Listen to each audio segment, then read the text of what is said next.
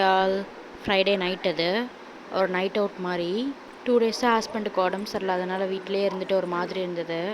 சரி சும்மா night juice குடிச்சிட்டு வரலான்னு வெளியே கிளம்பிட்டோம். சென்னையில் இருக்கப்போ அடிக்கடி நைட்டில் வெளியே போவோம். பட் ஆஃப்டர் பேபி அதெல்லாம் ரொம்பவே கம்மியாயிடுச்சு.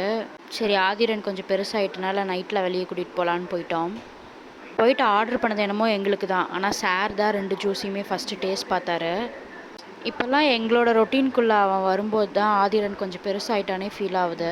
நான் கொஞ்சம் ஆதிரனுக்கு எது கொடுக்கவும் பயந்துப்பேன். பட் ஹஸ்பண்ட் அவன் எல்லாத்தையுமே எக்ஸ்ப்ளோர் பண்ணணுன்னு சொல்லி டிஃப்ரெண்ட்டான இதெல்லாம் கொடுப்பாரு. லெமன் ஜூஸ் புதுசு இல்லை, பட் வாட்டர்மெலன் ஜூஸ் கொஞ்சம் புதுசு தான் அவனுக்கு.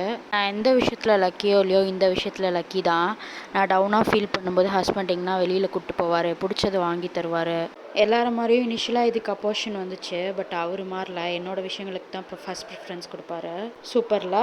Meet you next video. Bye.